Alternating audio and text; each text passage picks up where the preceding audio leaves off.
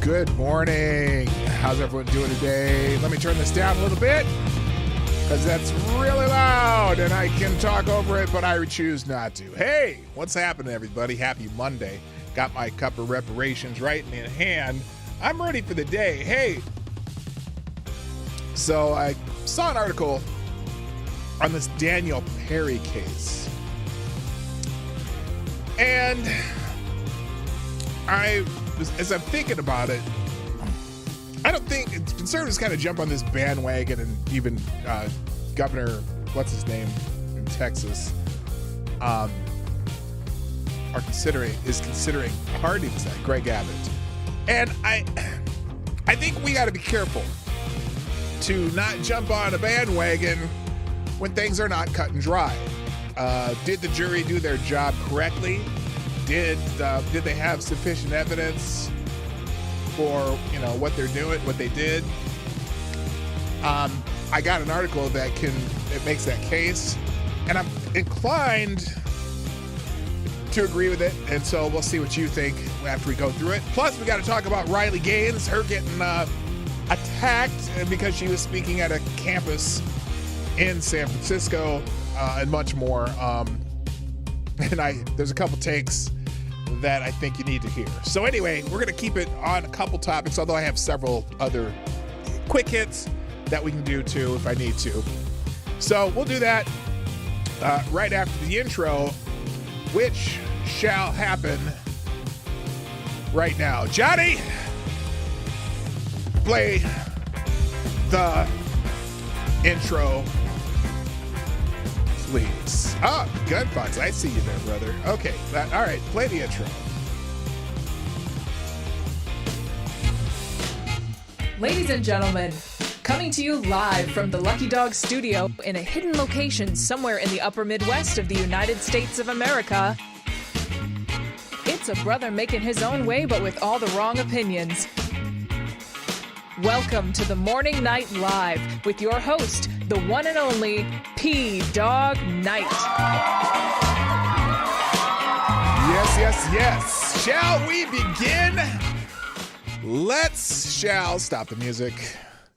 Good morning, everybody. Welcome to Morning Night Live. I'm your host, Marty, also known as P-Dog Knight on the internet. And welcome back to the P-Dog Knight channel, where we talk about swimming and target shooting. No, I shouldn't say that. Wait, what? I didn't reset this? Okay, well, anyway. Oh, no, I did reset this. Gunfox, holy smokes, Gunfox, you're at it bright and early. What's happening? So, this gain's down a little bit, too. That's weird. Let's turn that up just a little bit. Oh, that's right. I was recording, and I turn the gain down when I'm recording because I don't like in videos, if I use that high of a gain, it blasts the world when I play the video. Anyway, hi. I hope you had a good weekend.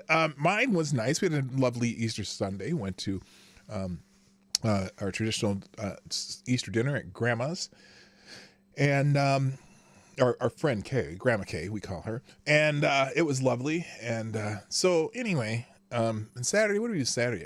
What did we do Saturday? I don't even remember. We didn't do much, because my spouse wasn't feeling that good. Lady Boomer's a little bit under the weather, so but she did get up and go to work today, so we'll see. Anyway, I hope you had a wonderful weekend. Now let's go ahead and first I got Gunfox double Hamiltons in the tip jar, and that makes you superstar sponsor of the day so far, with a couple Hamiltons already in the jar and a couple articles sent my way, which is always concerning because he tries to blow me up here. So we'll open these articles and just we'll get to those in a minute. But let's say hi to everybody because that's kind of what I do here before we get started. First in the chat over on Rumble, which seems to not be working. I have no idea what's going on over there. Rumble has a mind of its own, so if you can't hear me on Rumble, but I'll say the people who are there. Avocados Diablo gets the bell. Yes, he does. Thank you, Avocados Diablo, for doing that thing. Also, Mike Savage and TC opened up the at least over there. It's just not working. I don't know what's going on. On YouTube, first in the chat is our good friend, Dr. Funkenstein's Ghost, who gets the bell. Thank you for dropping in. Also, good morning, GunFox61, the ever-present and honorable administrator for the P-Dog Night Discord server. Also, good morning, Advocates Diabli, Septus Wolf, Mike Savage, Blarg. Also, TC's over there in the house. Rotten Corpse is here. Somnambule Nation. Let's see. HP Lovecraft. Those ain't real, dude. Good morning. Let's see. Anybody else? We're kind of light because I started the stream a little late. Tyler F's in the house. How you doing? And that's it. It's a little light today. But as people come in, we will be continue to say hello to y'all. Now, remember, you are the sponsors of the show. Sponsoring the show means you might hit the like button, you might share the stream, you might drop a couple bucks in the tip jar like Gunfox did at pdognight.live is the best place to do it, although YouTube super chats and Rumble rants are gladly accepted. You just don't have to, drop 30 of that to them when you do it. When you do it through pdognight.live, plus you can write as much as you want, which many of you often do, which is fantastic. So, since Gunfox already dropped a couple of Hamiltons, I will start with whatever this is. This is, let's see, I'll use that for notifications. By the way, real quick, let's check the notifications. I want to say thank you to a few people. Somnambule Nation, TC again, Scribed Light. Thank you all for hitting the old retweet button or tweeting the show out. I greatly appreciate that. That helps more than you know. I really appreciate it. Gunfox sent me a couple articles, and we'll go through these real quick, and then I'll get into the main topic. He says this news will probably make my head explode.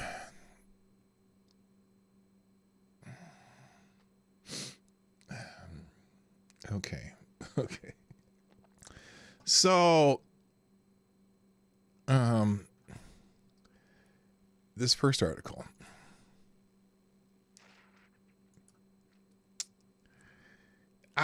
I'm reading the headline, okay, Gunfox. I'm looking at this headline, and I'm very much interested in how they make this comparison. Now, I know how I would make the comparison. The Tennessee Three's expulsion is a frightening echo of January 6th? You mean the taking over of a state house and delaying the business of the people in the state house? Because that's what a lot of people are being charged with for in January 6th. I'm just saying. But they're saying the Tennessee Three's expulsion is a frightening echo of January 6th. Texas Republicans fail to realize they're the ones making a connection through continued assault on American democracy. Oh. Do I even bother to listen to this person? This is 11 minutes. I'm not going to listen to her.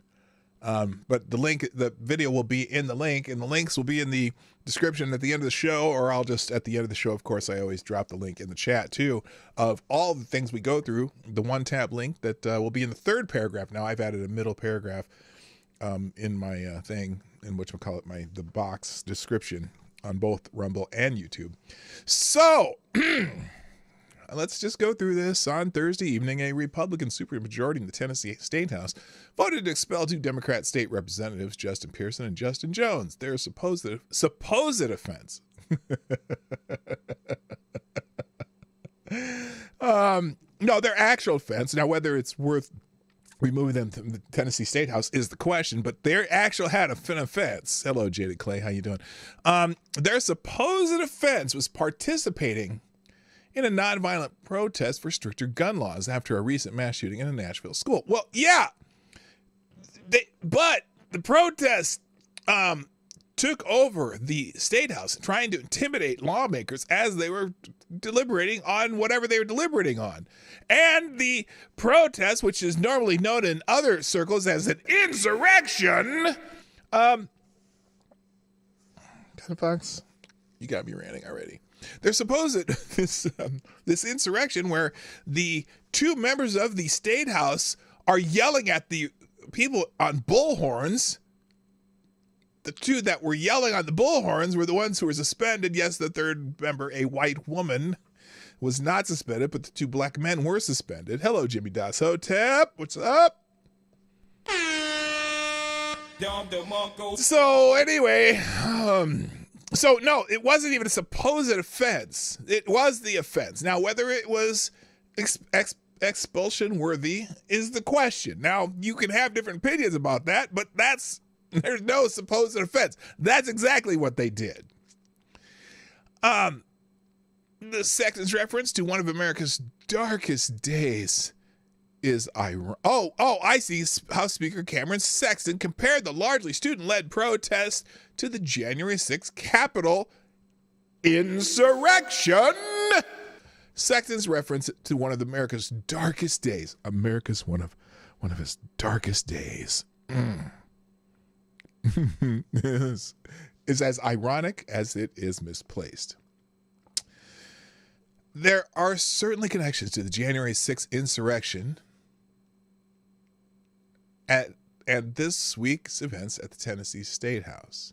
But Sexton and his fellow Tennessee Republicans fail to realize they are the ones making the connection through a continued assault on America's democracy. That connection began before January 6th. Before January 6th. Oh, and has continued through Thursday's Tennessee House session with many points in between. It is seeped in hypocrisy and shrouded in racism. White grievance has become white grievance has become the ideological fuel powering the Republican Party. Well, I'm not white. Oh, that's right. I forgot. I didn't vote for Joe Biden, so I ain't black. Anyway, while it has always existed in some form. No.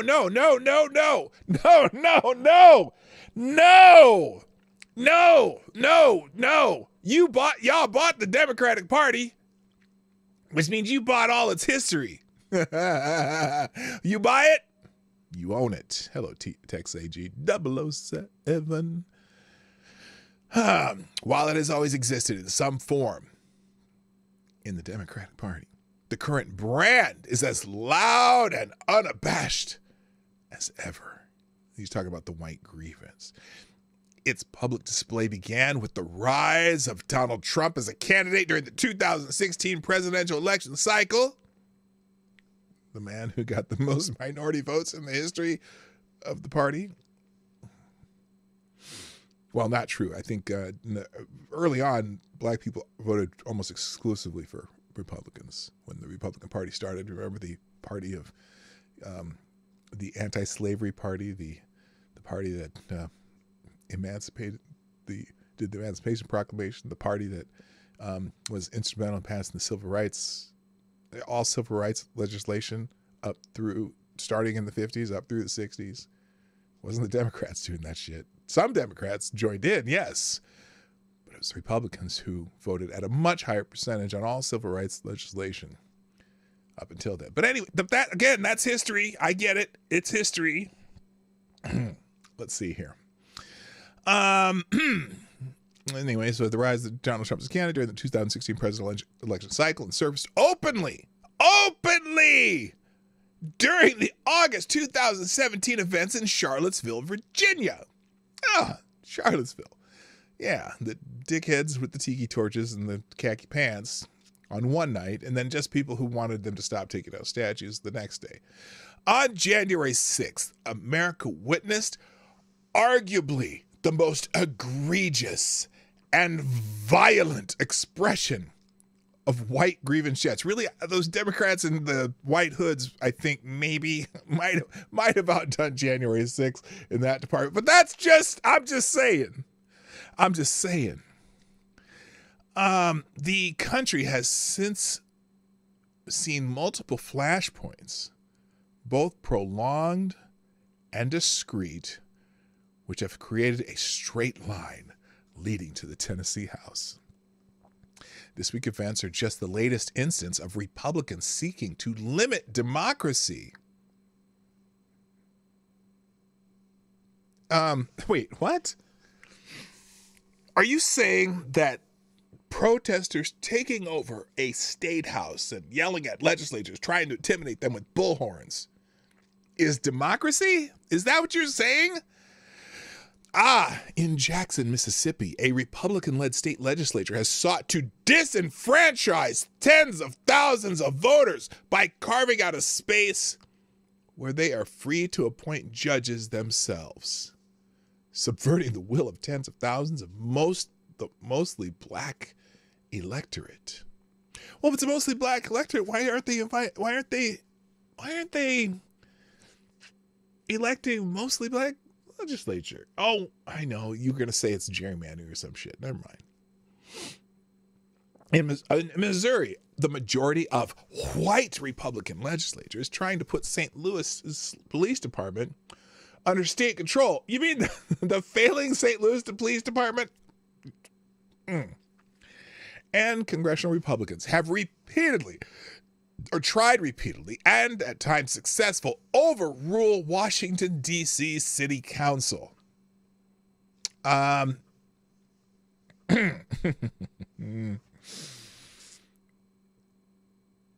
What's interesting, that is part of the Constitution, that Congress can kind of controls Washington, D.C. Now, I don't know what specific parts they're talking about, but they didn't put a link for that one, but whatever.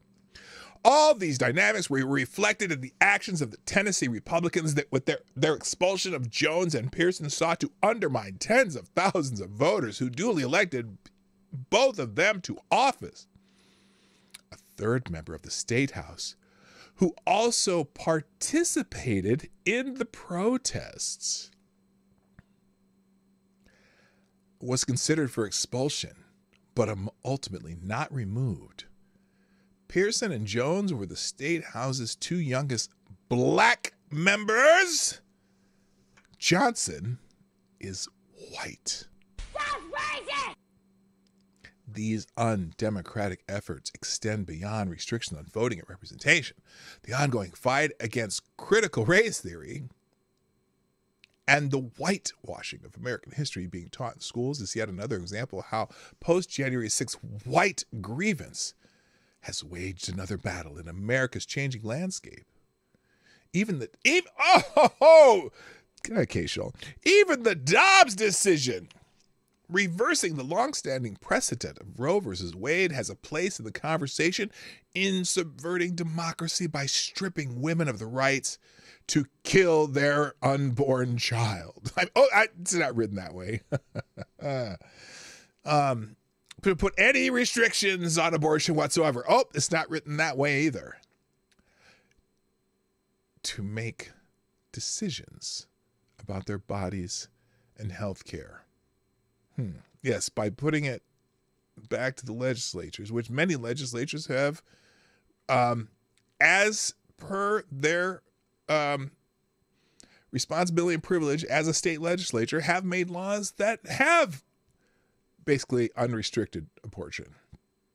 And some states have, as per their responsibility and purview, have restricted abortion because abortion is not part of the Constitution.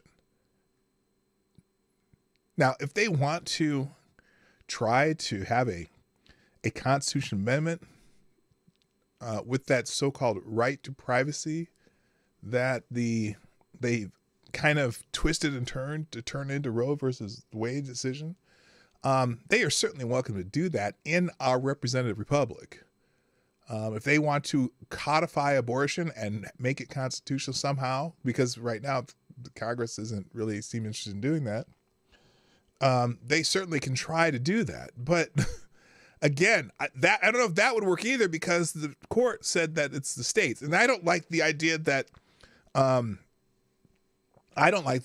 Congress like has suggested laws like dumbass Lindsey Graham did just before the midterm elections to do that either. Because again, the courts said the states are the ones who make those laws, which seems as much as I disdain some of the way some of these laws are written, even though I support a limited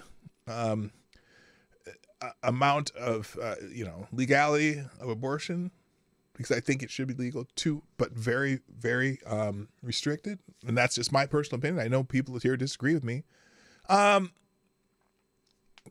for the states to decide.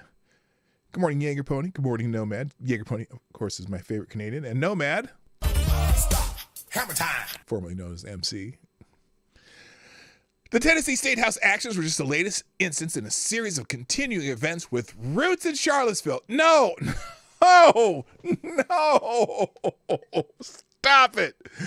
That escalated with a major occurrence on January 6th, completely unrelated, and strung together through a sentiment that has no regard for American democracy. Really, do all those protesters that were in the streets during the 2020 year, were they interested in democracy? No, they weren't. They just wanted to break shit and force you into their ideology.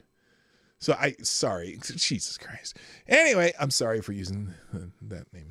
Anyway, regardless of political affiliation or ideology, there is no space where we can purport to care about democracy and not be outraged by the removal of Representatives Pearson and Jones. I don't necessarily agree. Now, look, I personally don't necessarily think they should have been removed. I don't know the nuances of the Tennessee House rules and whatnot. I think censure would have been, probably a more appropriate in my opinion, but I don't know. Again, I don't know Tennessee. But part of having a representative democracy is exactly what happened in the Tennessee House. They chose I think it was a dumb move by Republicans personally, but I think it's their purview to do that, particularly considering that these two helped lead a takeover of the House and we're yelling at people on megaphones. That's just an intimidation tactic, and I don't think you should do that. Now, the third member never got on the megaphone. She stood with them, but she never got on the megaphone.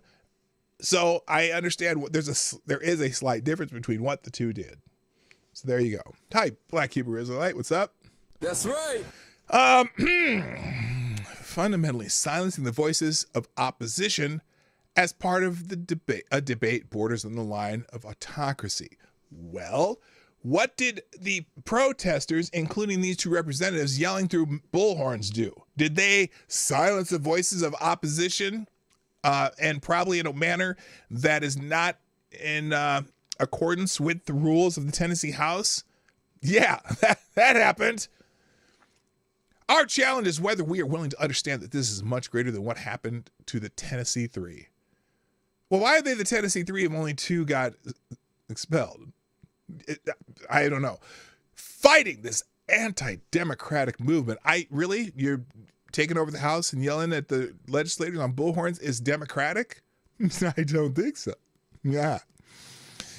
Requires recognizing interconnectivity and calling out its spread, regardless of where we live, where we lack the courage to address these ills and confront the spaces where they are allowed to thrive. We become complicit enablers and share the responsibility of eroding America's democracy. These are not discrete, unrelated happenings that only affect a few deep red states. We are watching the execution of a blueprint that is being adopted at state and local levels in all pockets of the country. To believe that those who live in progressive areas will be unaffected is foolish. Tennessee is not beginning without immediate action. Well, what immediate actions are you suggesting here, sir, Mr. Charles F. Coleman Jr.? What immediate action are you suggesting? Do you think that you should take out over every state house? Is that democracy to you? Is the mob democracy? See, you allow a mob to take over a state house and take over speaking and intimidating legislators, screaming at them, chanting at them, yelling at them on bullhorns. Is that democracy to you? Is that how it should be? Now, look, I think this probably should have been. It should have been expulsion. I don't know. I don't know the rules of the Tennessee House, but it seems like that is a little bit beyond the pale. Unless they've done something absolutely egregious, like cause violence, encourage violence, whatever. I don't know what. I didn't really follow exactly what they did, but the fact that they are out there trying to intimidate lawmakers through protest. Now, there's a difference between protest and intimidation.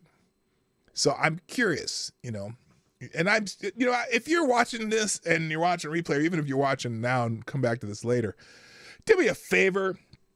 Let me know in the comment section what you think about this. I really want to know. Do you think that their expulsion is justified based on the facts? And you might have to go look up more of the facts, since I'm not presenting all the facts here, but I'm curious. So let me know in the comment section. All right, let's move on to this next article that Gunfox has so graciously sent to me. Oh, great. This is awesome. This is fan-freaking-tastic. China military is ready to fight after drills near Taiwan. Yes, China is asshole. China is ready to go. Here we go. In Taipei, Taiwan, China's military declared Monday it is ready to fight. Now, that's interesting words, because, the word fight is certainly a word that you cannot use if you're a politician in the United States. So apparently that word is just fine. China's military declared on Monday it's ready to fight after completing 3 days of large-scale combat exercises around Taiwan that simulated sealing off the island in response to the Taiwanese president's trip to the United States last week. The, quote, combat readiness patrols, end quote, named Joint Sword, were meant as a warning to self-governing Taiwan, which China claims as its own. China's military leader said earlier, the theater's troops are ready to fight at all times and can fight at any time to resolutely smash any form of Taiwan independence and foreign interference attempts, it said Monday.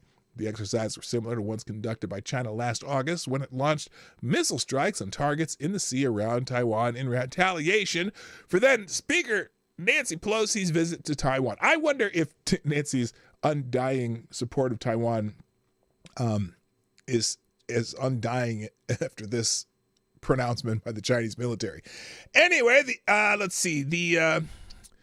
But the time in what was it? Just August, but have been smaller and less disruptive. Anyway, military experts say the exercises serve both as an intimidation and an opportunity for Chinese troops to practice sealing off Taiwan by blocking sea and air traffic, an important strategic option the Chinese military might pursue in the event it uses military force to take Taiwan. The Chinese actions follow President Tsai Ing-wen's delegate mission to shore up Taiwan's dwindling I'm sorry for the Joe Bidening of this. Diplomatic alliances in Central America and boost its U.S. support. A trip capped with sensitive meetings with U.S. House Speaker Kevin McCarthy in California. A congressional delegation also met with Tsai over the weekend in Taiwan after she returned. China responded immediately to the McCarthy meeting by imposing a travel ban and financial sanctions against those associated with Tsai's U.S. trip, and with increased military activity throughout the weekend. China, this is a quote, China wants to use any increase of diplomatic interactions between the U.S. and Taiwan as an excuse to train its military, said Ko Yu-zhen, a defense studies expert and director of the Institute for National Policy Research in Taiwan. Beijing says contact between foreign officials and the island's diplomatic government encourages Taiwanese who want formal independence, a step China's ruling Communist Party said would lead to war. The sides split in 1949 after a civil war, and the Communist Party says the island is obliged to rejoin the mainland by force if necessary. So it goes on and on. Look. I have a feeling, I've got a feeling, that Joe Biden ain't gonna do shit. That Joe Biden ain't gonna do shit. That Joe Biden ain't gonna do shit. If China does anything, it's just, maybe Congress will try to look. We don't need any war. We don't need more wars. I don't know why. I mean, granted, it's a provocation, but Taiwan. Oh, she has no control over their military. Who does it? Well, HP, World War III is starting soon. Big distraction from the effects of a COVID response. You know what I'm more concerned about is that a lot of countries are dumping the dollar. There was who was it? I think the Kenyan president over the weekend told his nation that they're thinking that if you have dollars, you may want to start getting rid of them, liquidating whatever, saying that in the next few weeks something big is going to happen. There's a whole bunch of crap going on. Now, here's the one problem with all these countries around the world dumping the dollar. And this, I know this is kind of a side step to what we're talking about in that article. We're the consumers that keep the world going. And so is it worth the rest of the world to try and destroy the U.S. economy, which still kind of keeps the rest of the world going? When the U.S. economy goes bad, the whole world's economy goes bad. So I don't know. It's weird that they're trying to do that. What was that a picture of? Some sort of overhang. It was a street somewhere, I don't know where, probably in China, with one of those big electronic billboards. And here, I'll show you it again. It's a bit of an optical illusion. Oh, I see. You couldn't see the whole thing. Here's that picture that you're asking about. So you can see the car down here. Oh, you can't even see the writing because, oh, you can't even see the writing anyway. Oh, I see. It only shows up when go over the screen. Yeah, it's just one of those big, it's like in, Times Square, the big Jumbotron billboards. So that's what it is. So anyway. Thank you, Gun Fox, for starting the day off right. All right, let's get into what I really want to talk about today, and I don't want to I don't want to miss the opportunity to do this, so I'm going to start with this, then I have a few quick hits, and then I'll finish with the events around Riley Gaines over the weekend. Holy shit. Let's say the Ku Klux Klans, as Jericho Green calls them, were out in force and trying to, it's funny.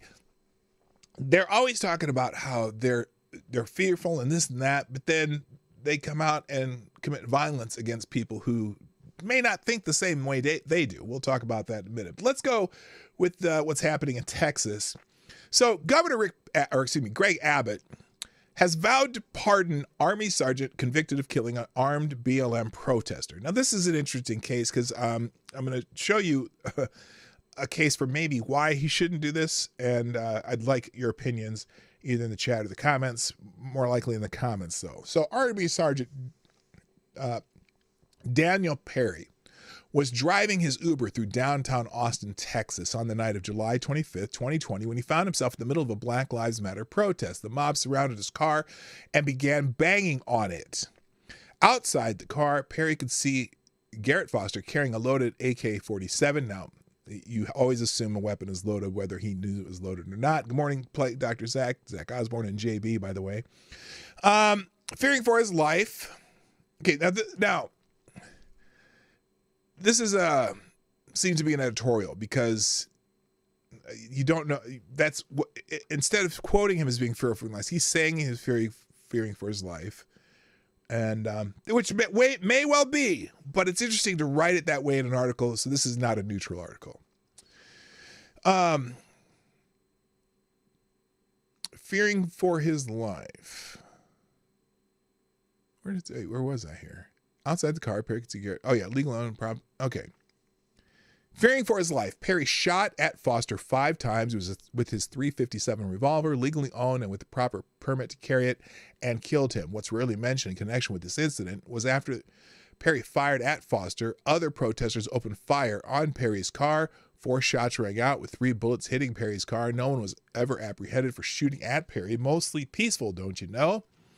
Perry drove a safe distance away and called the police. After questioning him, the police released him, but Austin Soros-backed prosecutor Jose Garza decided to charge Perry with murder and aggravated assault. After 2 days of deliberation, Perry was found guilty of murder, but not guilty of aggravated assault, and now faces prison. I'm confused why both wouldn't be guilty or both wouldn't. Well, I can see why one might not be guilty, but one could be innocent, but it would be the other way around normally. Perry was convicted of Garza after Garza showed the jury some Facebook posts where the Army sergeant spouted off about the BLM protesters. According to the Austin American statement, Perry's defense team argued that he acted in self-defense, but prosecutors contended that Perry instigated what happened. They highlighted a series of social media posts and Facebook messages in which Perry made statements that they said indicated his state of mind, such as he, quote, might, quote, kill a few people on my way to work. They're riding outside of my apartment complex, end quote. A friend responded, can you legally do so? Perry replied, if they attack me or try to pull me out of my car, then yes. Did the social media posts really indicate Perry's state of mind? That's how Garza framed the post, and it's what the jury believed. Meanwhile, Texas elected officials strongly reacted to the guilty verdict. Self-defense is a God-given right, not a crime. Unfortunately, the Soros-backed DA in Travis County cares more about the radical agenda of dangerous Antifa and BLM mobs than justice. Texas Attorney General Ken Paxton said in a statement to Fox News Digital. This week has shown us how rogue prosecutors have weaponized the judicial system. He added they must be stopped. Governor Greg Abbott went one better. He promised to pardon Perry after a request hits my desk. Texas is one of the strongest stand-your-ground laws in self-defense that cannot be nullified by a jury or progressive district attorney. Abbott said in a statement, I will work as swiftly as Texas law allows regarding the pardon of Sergeant Perry.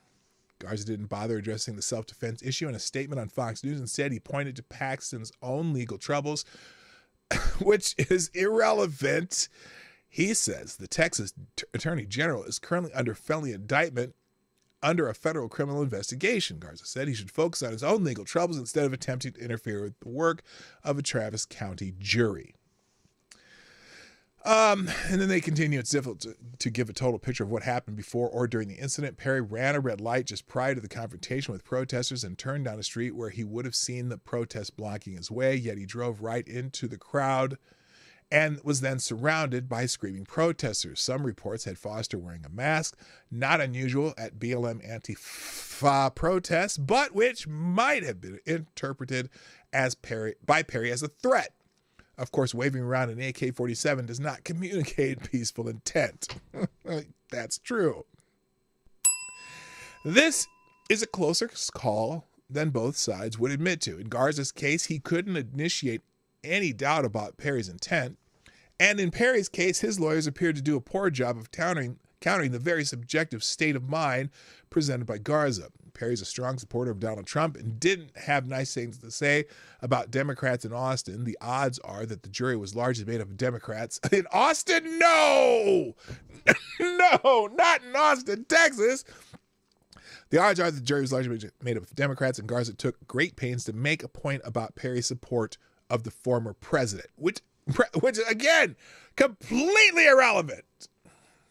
Sad day for justice in Austin, all things considered. So, that's one take.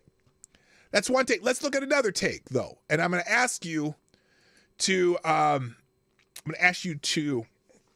help me determine, either in the comments or in the chat, whether or not the jury made the right decision. Advocate Diablo already says the jury made a judgment call, and that is their job. That's another take too. So let's look at how legal insurrection, also generally a more conservative legal blog, right?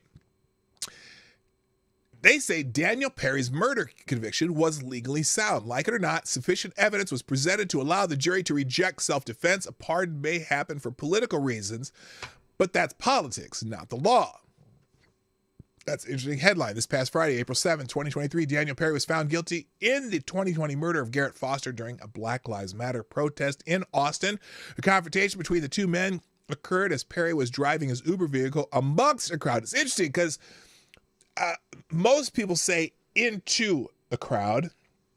But they've used a different language, amongst a crowd. And because when you say someone drove their vehicle into a crowd, usually that means like in a nefarious way, like someone's trying to ram people or, driving too fast or whatever. What that dickhead in Kenosha did, or not Kenosha. Where did he do it? Was it Wabasha or Kenosha? Wabasha, Wisconsin. Or what city was that in? Waseca? I don't know. One of those Wisconsin towns. The confrontation between the two men occurred as Perry was driving his Uber amongst the crowd of protesters in the street, and while Foster was among the protesters carrying an AK-47 on a sling. The rifle-armed Foster approached the driver's side door of Perry's car. Perry rolled down his window and shot Foster 5 times with the pistol, striking him with 3 rounds, effectively killing Foster evenly. Waukesha, that's what it was. Perry would flee the scene a short distance, during which another protester would fire 3 shots, striking Perry's vehicle. Perry then called 911 and was shortly thereafter approached by and spoke with a responding officer. Both of these conversations were, of course, recorded and admitted into evidence at the trial. From the start, Perry would be arguing that he shot Foster in self-defense, and only after Foster had pointed his rifle at Perry. Now, if you want to, a lot of people mention the Kyle Rittenhouse case when they talk about this case and self-defense and yada yada. Every case is different, and there's no relation, okay? There's no relation, and unfortunately, there's not conclusive video evidence in this case. Just let's start with that. And right here, we have the key issue in this murder trial. Certainly, if the jury believed that Perry fired only after Foster pointed his rifle at him, there could be hardly a clearer case of self-defense. Indeed, as someone who personally carries a firearm for self-defense on a regular basis, anyone who unlawfully points a rifle at me ought to have the high expectation of getting pew-pewed in self-defense. Now, immediately following the announcement of the guilty verdict, social media rather exploded with outrage at a guilty verdict so insanely inconsistent with Perry's narrative of the shooting in self-defense only after facing a muzzle of Foster's rifle. The problem with this outrage, however, is that it presumes as an indisputable fact that Foster initiated the deadly force confrontation by pointing his rifle at Perry. That fact, however, is not indisputable. Indeed, that fact was aggressively disputed by the prosecution, which argued to the jury that Foster never pointed his rifle at Perry, and so Perry's claimed legal grounds for shooting Foster in self-defense simply doesn't exist. In support of this narrative, the guilt of the prosecution presented the testimony of multiple witnesses who told the jury that Foster never pointed his rifle at Perry. Now, you can say, oh, all those witnesses lied, that he never pointed his rifle at Perry, and they were obviously a part of the protest, and Perry had no one to do that, and they all lied, yada, yada, yada. A jury has to only work with the evidence presented to them. I'm just going to say that now, and I didn't read the whole article here, but we're going to go through it. Hi, Richo, what's up? Hope you had a good Christmas. Yeah, Merry Christmas to you too, Richo. How many sheets of the win are you right now? So, yes, the witnesses were rioters, absolutely, but they're the only witnesses. You only can rely on the witnesses you have, not the witnesses you wish you had. The confrontation itself was captured on poor quality video from which screen captures were secured, and neither videos nor stills ever show Foster pointing his gun at Perry. That's a problem, because there was some video evidence. I don't know if it was easy to tell, but we'll show you a couple of shots from this later in the article. I know they're here. Indeed, the only evidence to support Perry's claim of Foster pointing his rifle at him are Perry's own self-serving statements following the shooting. If the jury concluded that Foster had not, in fact, pointed his rifle at Perry, then it must be also conclude it was Perry who was the initial deadly force aggressor in this confrontation when he shot Foster. And as initially the initial deadly force aggressor, Perry cannot justify his use of force as self-defense. That's his problem. And as much as I, want to believe that Foster pointed his weapon at it, there's no evidence that he actually did. And we have to be really careful here. Yes, he was carrying an AK-47 at a protest. Yes, there were people surrounding Perry's car, banging on the car. But in order to use that as self-defense, you have to have actual fear, not just someone carrying a weapon. Remember, this is Texas, where people carry weapons all the time. And in fact, if you look at Waukesha, it wasn't Waukesha, was it? Anyway, where it was Kenosha, where Kyle Rittenhouse was. If you look at Kenosha, it's a completely different set of facts. Okay, Rittenhouse was attacked. They have evidence that he grabbed the gun. There's witnesses who said he grabbed the gun. There's, they have witnesses. They have facts. They have burn marks that were in the proximity of someone grabbing a gun. There's all kinds of evidence in the Rittenhouse case. In this case, unfortunately, there's not. So jury has to go with, and look, unfortunately, even though you're innocent until proven guilty, reasonable doubt, whatever, it's a challenge, because the only one who says Perry had a gun pointed at him was Perry. So anyway, now first we have Perry's narrative of innocence. The narrative Foster initiating the deadly force confrontation by pointing his rifle at Perry, evidenced solely by his own self-serving statements and utterly lacking in any corroboration. Second, we have the state's narrative of guilt, the narrative of Foster never pointing his rifle at Perry, and of Perry initiating the deadly force confrontation by firing a pistol rounds at Foster, evidenced by the testimony of multiple witnesses and uncontradicted by any other evidence presented at the trial other than Perry's own statements. Now, this is obviously purely a question of fact, and as such falls exclusively within the purview of the finders of fact, the jury. They are free to believe either narrative and return a verdict consistent with the narrative they find most compelling. This being a criminal trial, a jury must, of course, find for the defendant unless they believe the state's narrative has been proven beyond a reasonable doubt. In this case, that Perry's claim of self-defense has been disproven beyond a reasonable doubt. The question then becomes, could a rational jury faced with these two competing narratives, each based on their own foundation of evidence, reasonably conclude that the state's narrative of guilt disproved Perry's narrative of innocence beyond a reasonable doubt and return a guilty verdict? When presented with competing narratives, as here, the jury is routinely instructed on how to go about evaluating the credibility of each. They are told to consider a wide variety of factors that can play a role in determining the weight to the witness testimony and other evidence that supports one narrative or the other. In the context of witness testimony, the jury is told to consider the witness's opportunity to have seen what they are testifying about, the apparent quality of the witness's memory, in their manner while testifying, their interest in the outcome of the case, their bias or prejudice, whether other evidence contradicted or corroborated their testimony, the reliableness of the witness testimony in light of all the evidence, as well as any other factors the jury thought useful. It suggests that a genuinely unbiased, impartial jury could easily come to the conclusion and that verdict on the evidence presented in this trial.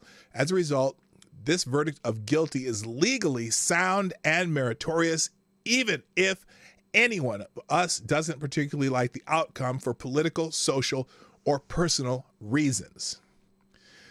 Now, unfortunately for Perry, considering his own testimony with respect to the alleged pointing of the rifle, a claim for which he is the only source, in light of the factors just described that a jury is told to apply in evaluating credibility, Perry's own conduct substantially undermined his narrative of innocence. The prosecution presented the jury with social media messages of Perry from which they might reasonably infer that Perry was looking for an opportunity to use deadly force against protesters. One Facebook message stated, quote, "I might have to kill a few people on my way to work," end quote. In a Facebook comment about a video showing protesters being shot in San Antonio earlier that year, Perry wrote that he was glad someone finally did something.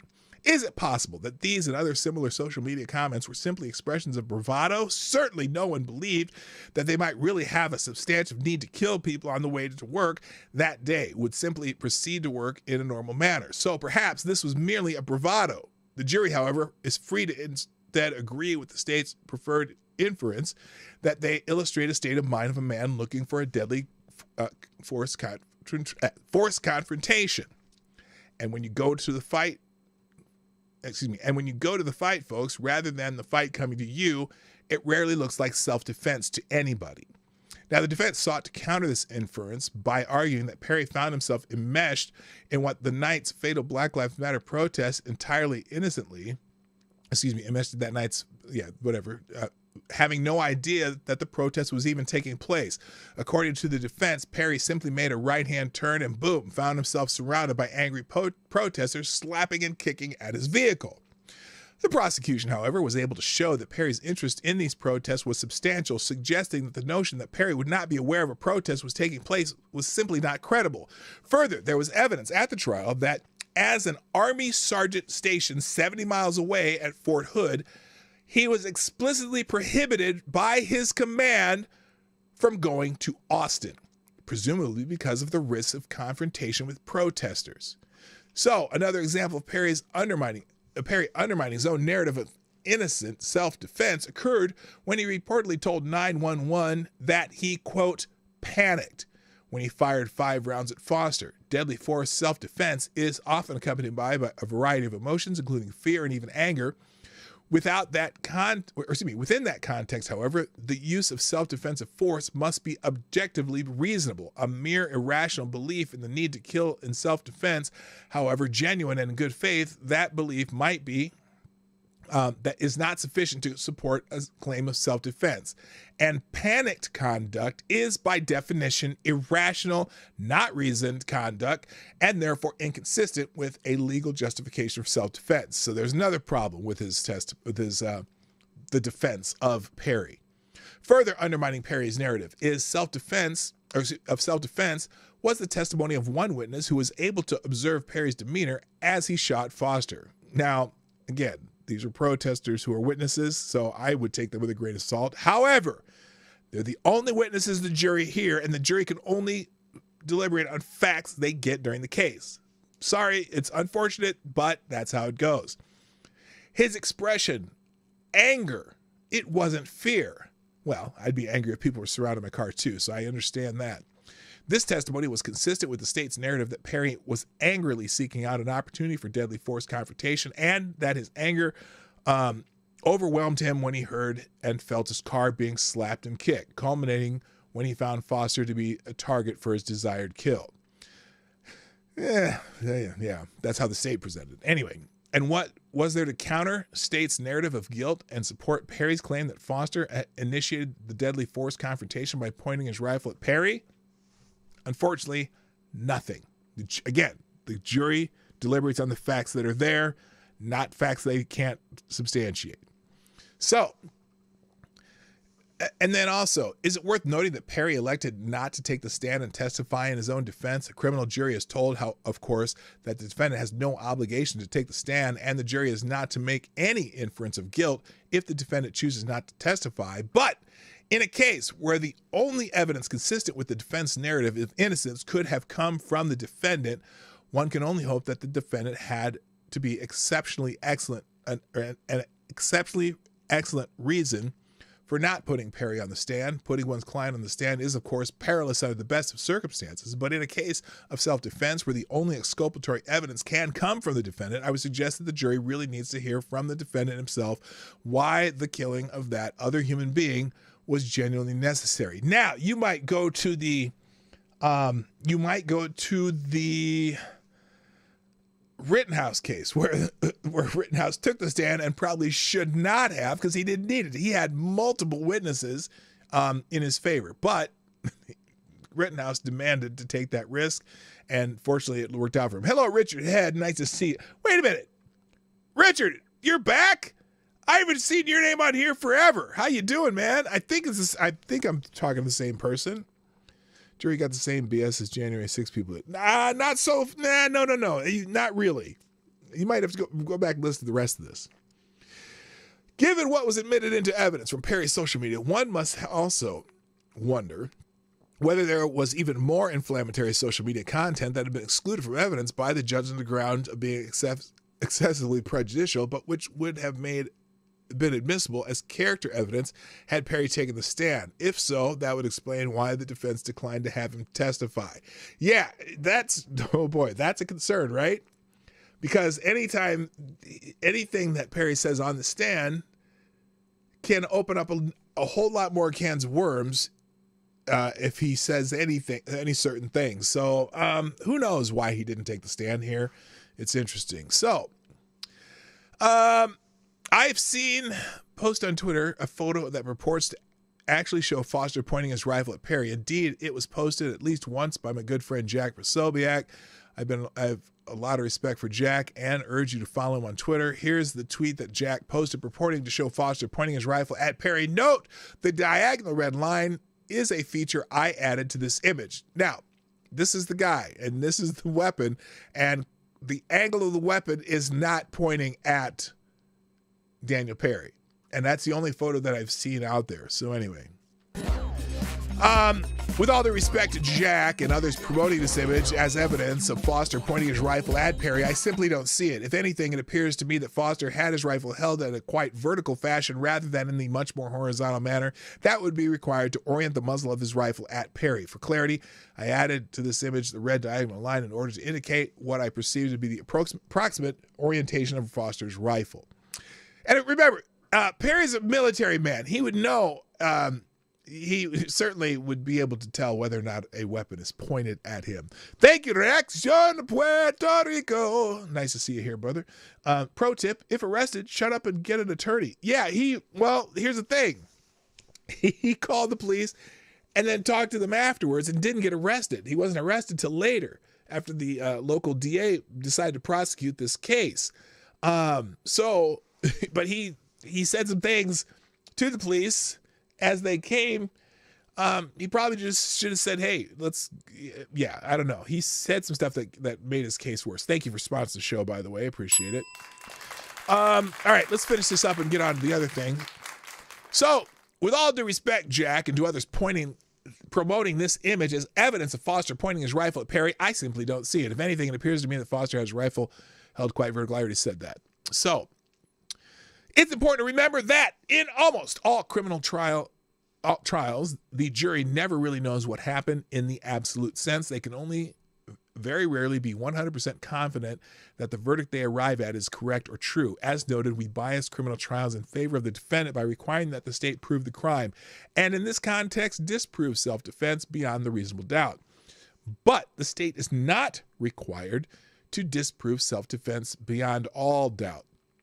Could a rational jury have decided to give greater weight and credibility to Perry's narrative of self-defense, conclude that self-defense had not been disproved beyond a reasonable doubt, and returned a verdict of not guilty? Well, of course they could have. But any fair, impartial, unbiased view of the evidence presented in this trial must also conclude that a rational jury could have also decided to give greater weight and credibility to the state's narrative of guilt, conclude that the state had disproven self-defense beyond a reasonable doubt, and reasonably return a verdict of guilty as the jury did. Does this mean the jury returned the correct verdict in the sense of absolute truth? Of course not. But that's not what the legal system requires, because nobody ever knows what the absolute truth is, unless there's video evidence of things.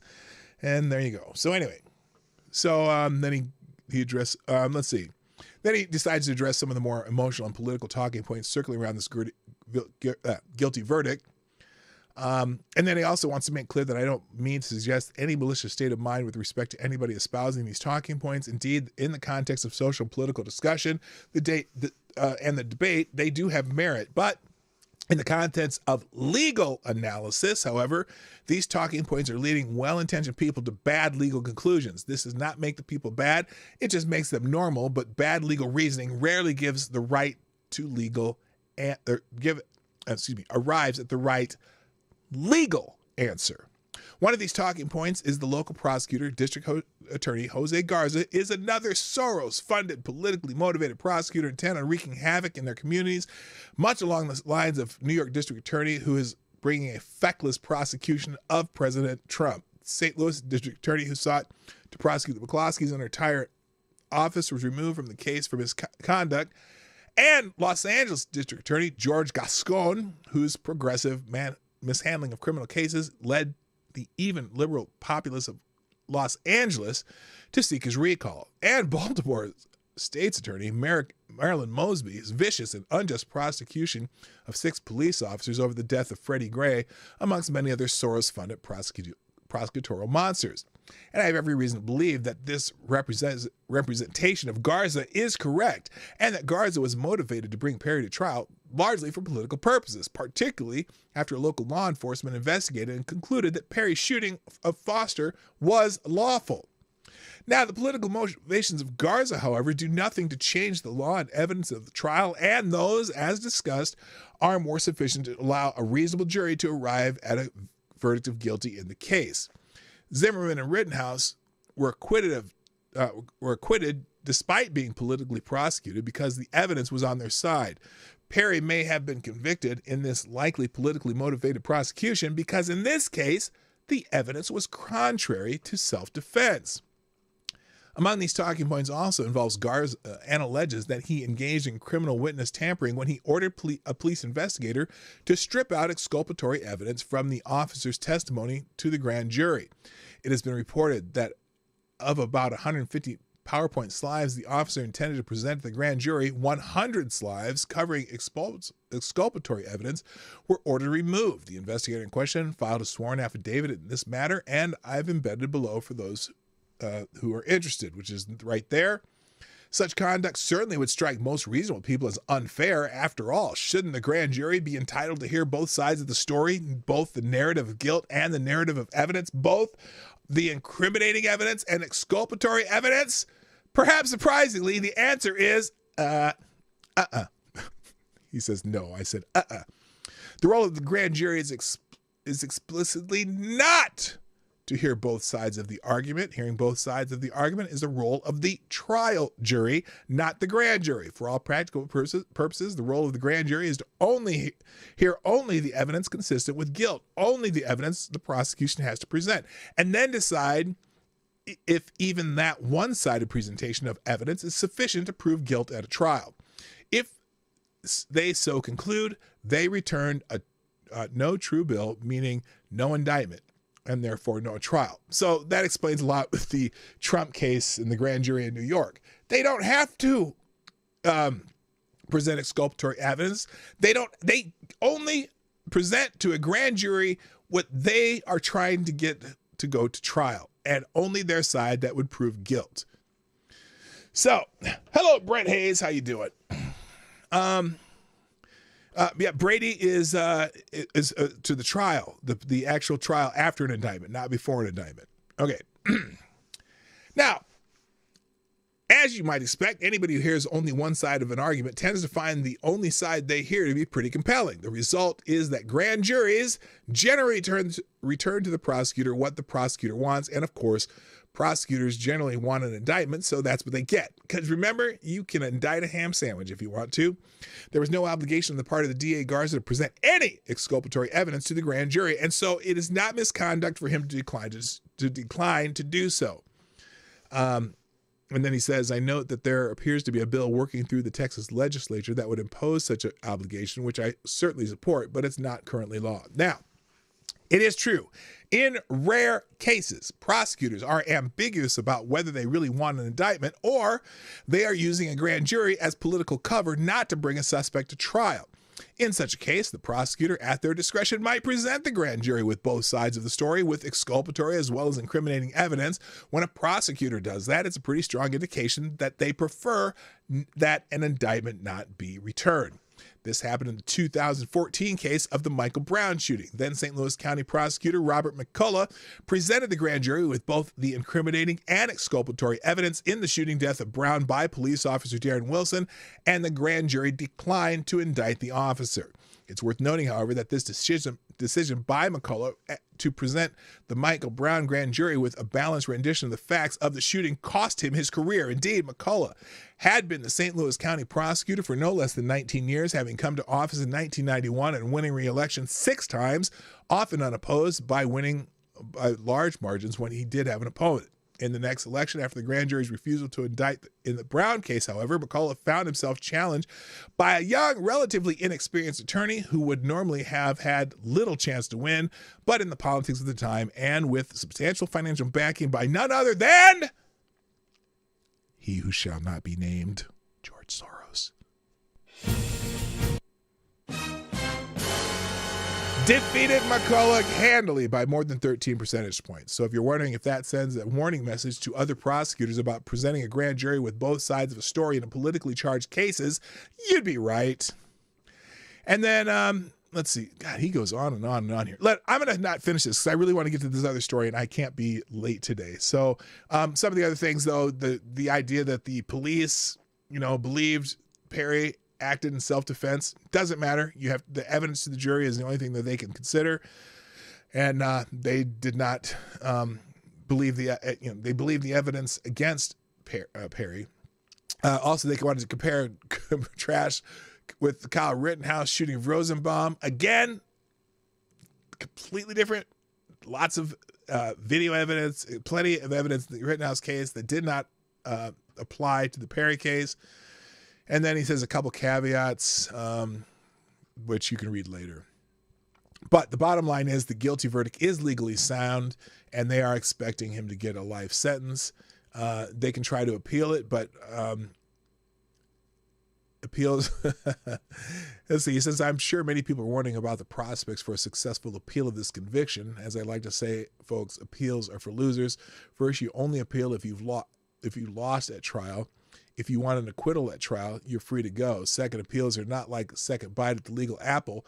At trial, all the legal presumptions in your favor, and you are presumed innocent unless proven guilty beyond a reasonable doubt. So once you have been proven guilty beyond a reasonable doubt, however, you are now presumed guilty, and all the legal presumptions are against you. And then what about the pardon? He goes into that too. So anyway, so there's reasons to believe that from a legal standpoint, Perry's conviction is sound. Now you can certainly dispute the facts of the case, but again, he lays out why. Unfortunately, there's not a whole lot of facts in this case that are proven, and there are certainly, to a juror's mind, that's their job to, to hash out the facts, and that's what they did in this case. It's not like we did a shitty job is not a ground for appeal either. So there you go. Morning, Papa Hotep. What's up? What's happening? Nice to see you. All right, let's we'll do some quick hits. Do a quick talk about Riley Gaines and get the hell out of here. So a couple things that happened over the weekend. Google has continued its habit of not observing one holiday, even though they seem to note other holidays. Now, I would like to say it's only religious holidays, but apparently they did not. Google celebrates a holiday observed by 2.8 billion people by having no Google Doodle. So it's weird. And then someone says, oh yeah, there are 3 religions having celebrations. What's your point? Yeah, it's also Passover. It's also, I don't know what the third one is. It's not Eid, is it yet? I don't know what other holidays. Now, someone down here, but also if you Googled what holiday is it today, this person got National Chicken Little Awareness Day. I don't know what the hell that is. But someone said that, damn, they even acknowledged that today is Easter. So I don't know what they did here. Did they look up Easter, or is this, I don't know. I don't know if that's Google. So, but they do tend to celebrate all the everything past the B. They celebrate that shit all the time. So anyway, also let's see. Grabby Hotep gave me this little video of how Budweiser or Bud Light, they had the thing with that weirdo Dylan, whatever that fuckwat is, and so he gave me this little clip of the Alyssa Heiner Scheid, Bud Light's vice president of marketing, who explains her strategy of using inclusive marketing to promote the brand to young people, because most young people don't even drink. Well, I don't know. This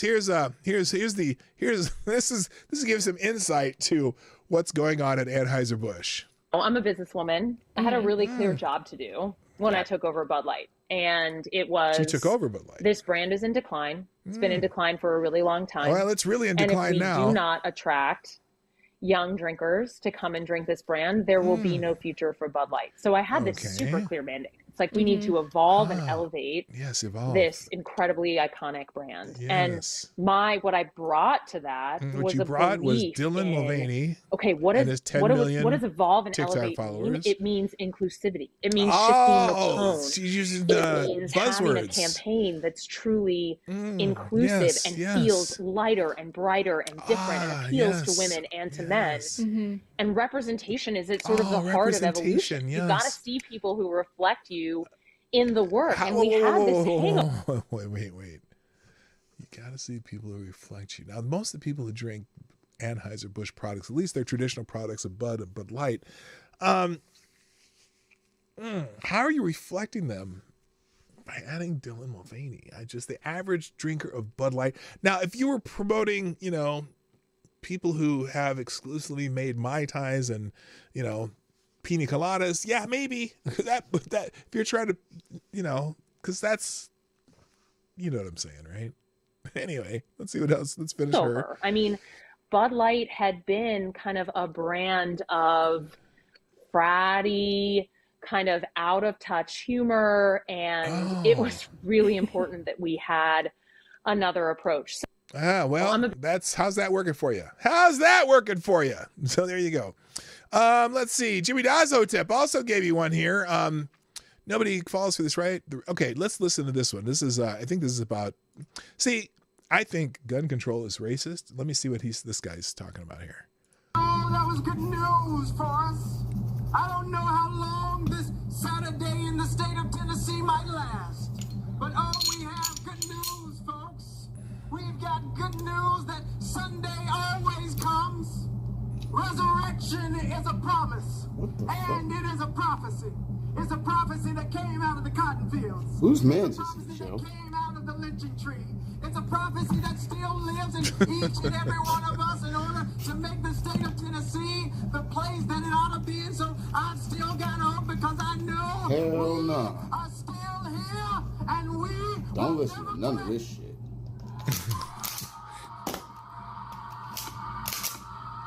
All right. So anyway, oh man. So I don't know if it should burn it all down, but I'm just saying. Also, that Glock is fired. Take a trench work class anytime. So anyway, yeah, that's don't give up your rights. Don't give up your rights. There's a whole thread here on the Biden administration of moving evidence of Juan Merchan's illegal campaign donations to the Federal Election Commission. Now, so the trial judge in the Trump trial that's going to be hearing the case, at least initially, made some illegal donations to President Biden's campaign. And so the Biden administration removed the evidence from the FEC website. Now, there's a whole lot of people are talking, this guy does this long thread, but one of the reasons I think they did it and may have proven by the fact that it's came back up on Sunday is they were removing addresses so that this judge would not be harassed. Now, that's also fascinating just because the fact that the DOJ allowed illegal protests outside the Supreme Court justices' homes, despite a federal law prohibiting protests. But so, a little bit of controversy there, but it's an interesting thread. I encourage you to read it. Also, an interesting thread following things that make you extreme right wing. Okay, and if you it's just a couple tweets, but not fully agreeing with someone who is progressive about literally anything. Yeah, that makes you extreme right wing. Having a positive interaction with anyone who disagrees with a progressive about literally anything. See, if you even talk to someone who doesn't agree with progressives or, eat lunch with somebody, then you are, that makes you extreme right wing. And then also not chronically virtuous signaling online. So those are some things that make you extreme right wing. Also, please make sure to always agree with everything progressives say about everything, or you're obviously a bigot, racist, sexist, Hitler, subhuman, hate incarnate. So there you go. So, and then they got a lot of questions, and he answered a lot of questions. But it's a kind of an interesting and funny question and answer thread, so you might want to check that one out. Also, apparently, John Leguizamo is very upset about the new Mario movie. I didn't even realize this. Thank you, Chicago Mike, for sponsoring the show. Appreciate you with a big bullet in the tip jar. Says, your new advertising campaign will not fix the taste of Budweiser and Bud Light. Well, yeah, it certainly will not. It's funny. I would boycott Bud and Bud Light and all those Anheuser-Busch products, but I don't drink any of that shit. I stick to, some of my local breweries and a couple that are up in northern Minnesota that I really like. So on and so forth. So thank you. Yes, thank you, Chicago Mike, for sponsoring the show. Appreciate it. So the Mario Brothers movie grossed $377 million over the weekend. Well, they included Wednesday, Thursday on this, but still $377 million over 4 or 5 days. Pretty good haul for the new animated feature. And despite John Leguizamo boycotting the film because it messed up the inclusion. See, he's mad that there were not any. Remember, this is an animated feature based on the game characters, which are already have their own little ethnicity, and he's mad because the film casted 2 white men as the voices of Mario and Luigi. He's mad that it wasn't inclusive enough. A video game animated feature with voices was not inclusive enough. Now, you got to remember, John Leguizamo was in that really, really bad live action Mario Brothers movie back in, I don't know when the hell it was. Who was it? There's someone who put it down here. What was that dude's name that was in it with him? What the hell was his name? Bob somebody, wasn't it? Anyway, it was panned by critics and everybody. So anyway, in fact, here's the article. So Super Mario Brothers powers up the box office with $377 million global haul despite the boycott from actor John Leguizamo over lack of diversity. So on Sunday, box office numbers were released for Super Mario Brothers movie that included the voice of Chris Pratt. Now remember, most of the people in Hollywood hate Chris Pratt because he's very open about his Christianity. Anyway, as the titular character, and the Hollywood Reporter reports, it opened to a record-breaking global haul of $377 million, this despite critics panning the picture, and attempts by actor John Leguizamo to boycott the movie because it messed up the inclusion, quote-unquote. And then I'll just skip down here, because so the movie sits at a 96% audience approval on Rotten Tomatoes and 56% from critics, a disconnect some attributed to contempt some critics have for the openly Christian actor Chris Pratt. Reviewers were not the only ones going after Mario. Fox News report that Leguizamo said in November 2022 that the film was backwards to voice cast 2 white actors. Now, maybe John Leguizamo has no idea what the source material for this movie is, seeing as the two characters are Italian something. Pratt and Charlie Day to play the 2 white Italian-American characters of Mario and Luigi. Leguizamo, who is Hispanic, was cast as the first adaptation of the beloved Mario Brothers video game franchise in 1993 as Mario's brother Luigi, who is not Hispanic. That film, which is universally hated by both critics and fans, according to Rotten Tomatoes, saw British actor Bob Hoskins, that's who it was, cast as the Italian-American Mario alongside Leguizamo's Luigi. That film saw a change to canon as Luigi's origin was changed to be an adopted brother to Mario, which is not it. That ain't it, John. Sorry, brother. So anyway, Leguizamo said he would not be watching the new iteration when asked on Friday by TMZ. Oh my God, I am so hurt that John Leguizamo will not be watching the film. Congratulations. Oh, what's that word? Congratulations. You played yourself. Anyway, they could be. He's like they could have included a Latin character. Now he said Latinx. John Leguizamo is one of the few Hispanic people who like the term Latinx. I don't know why. Maybe he just thinks that'll make him more popular among the the rainbow flag crowd. No, they don't even. Not even them, because Hispanic gays don't like the term Latinx. Anyway. They messed up the inclusion. They disincluded.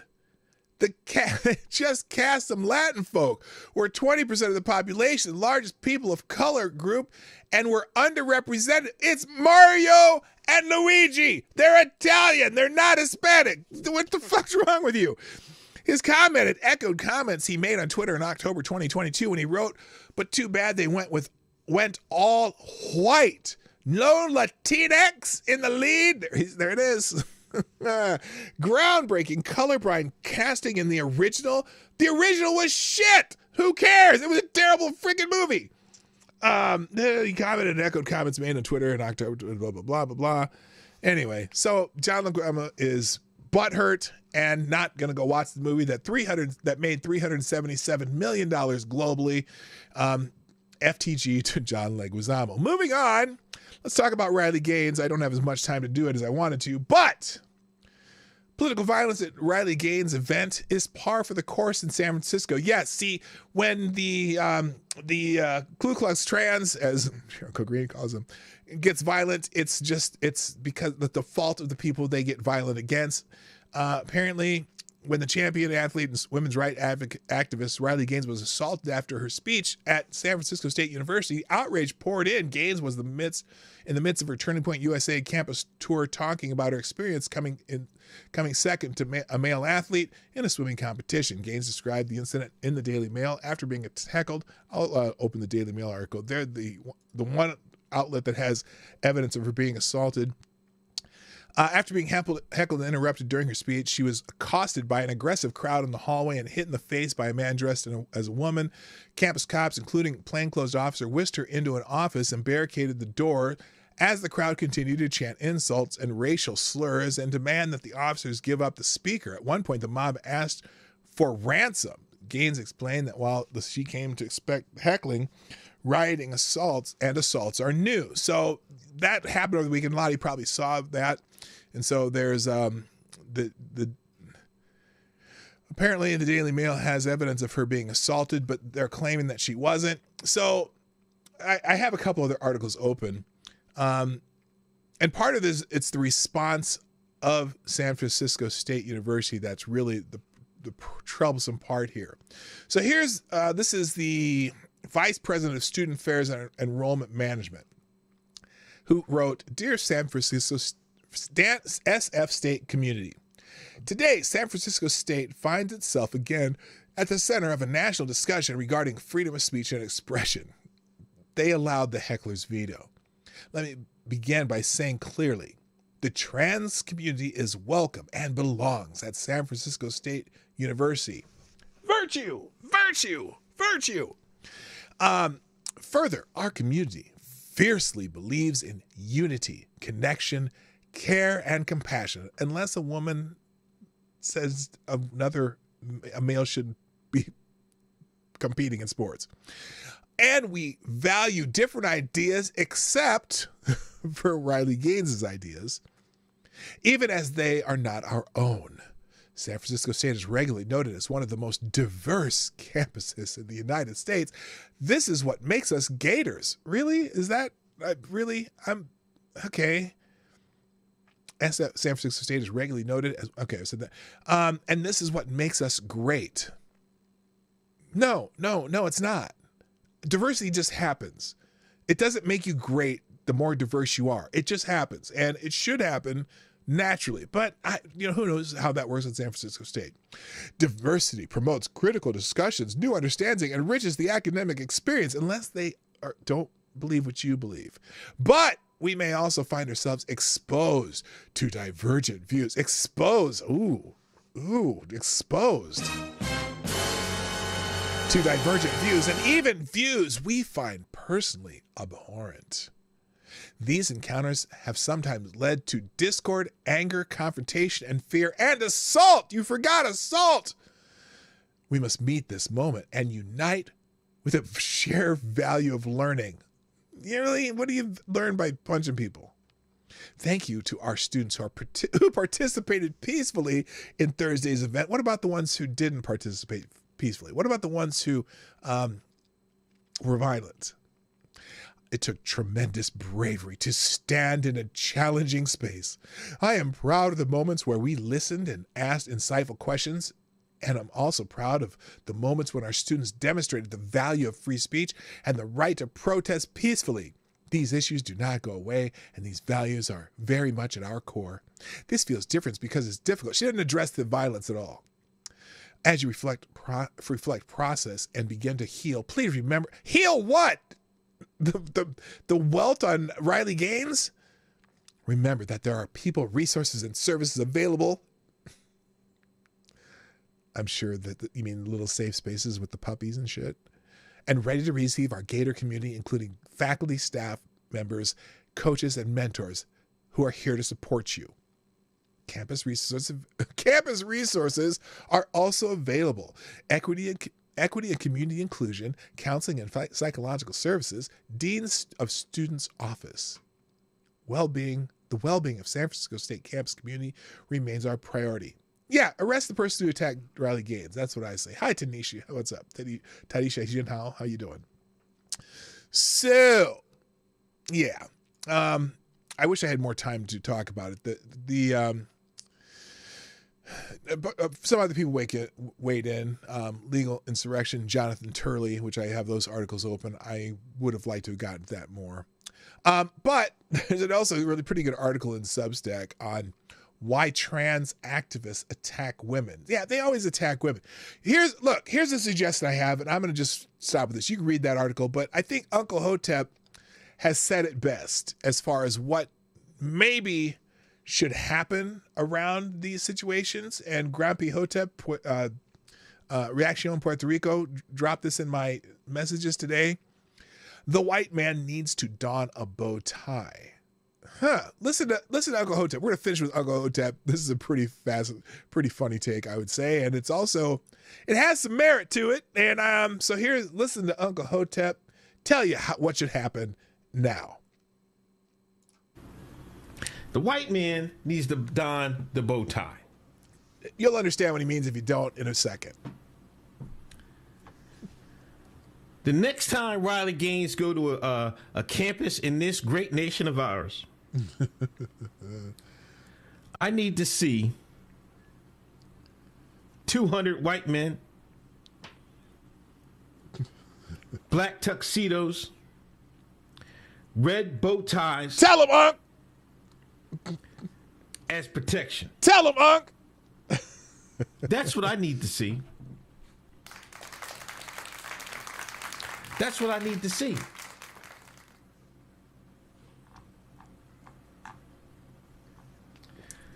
Y'all gonna let these jokers harass your great pogs like that? A world champion pog? Pog, P-A-W-G. Fat with a P, ass white girl. No, I'm not talking about no feds. I'm not talking no Patriot Act. He's talking like Nation of Islam shit, about Avocados Diabli. These feds in disguise with masks on and khaki pants. No. You need to come. The white man need to come in a bow tie. No mask. The FOC, the fruit of Christianity.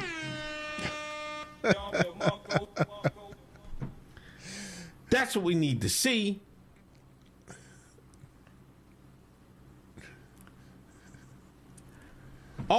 Listen, after this event happened, I go online, the Matt Walshes of the world and everybody else. Oh, there need to be arrests made and all this, that, and the third. I didn't even see one of them say, we got to protect Riley Gaines at all costs. I didn't see one person say, we need to hire security for Riley Gaines at all costs. Okay, so anyway, the good point that I think, while it's tongue-in-cheek, he has a point. Once you start having people as security there, maybe that'll stop the problem. Now, the only problem I see with Unc's solution is there's a group that that started their the iteration was that of the group was to protect people at these types of events, and they're known as the Proud Boys. That's how the Proud Boys got started. But the problem is, I think they like the confrontation a little too much. But if you could have some kind of security at these events, that would be because the police aren't doing it, right? The campus cops aren't doing shit. So get 200 guys just in suits and ties surrounding every event, and let the knuckleheads yell in their faces. That's what I say. So anyway, guys, I got to go. Thanks for joining me today on the Morning Night Live. There's a couple other articles in the links today, but I can't get to them, and I'm not going to go through I don't have time even for a quick hit. So that's it. Got to go. I'll be back tomorrow on my normal time around 9 o'clock Central, 10 o'clock Eastern. And thank you all for joining me today. Thanks for our sponsors, Reaction Puerto Rico, Gunfox 61, Chicago Mike. You are fantastic. Gunfox 61, you are the Streamlabs Superstar sponsor of the day. I'll have the link updated in just a second. So if you want some of these articles or tweets, I'll have those in the description. Also, in the comments section, please, I want to hear what you think about the Perry case. Okay. Do you think that, do you think the governor of Texas should be pardoning him? Do you know, and also what do you think of the article from Legal Insurrection, why that jury did their job and probably correctly, despite what our personal opinions of that whole situation is. So check that out. Do that in the comment section. And thanks for joining me today. My name's P-Dog Knight, and I am out of here. Bye-bye. Hey, this is P-Dog Knight, and thanks for watching today on the P-Dog Knight channel. If you have an observation or remark you'd like to make about this video or my channel, I absolutely welcome you to write it in the comment section down below. I really look forward to hearing from you.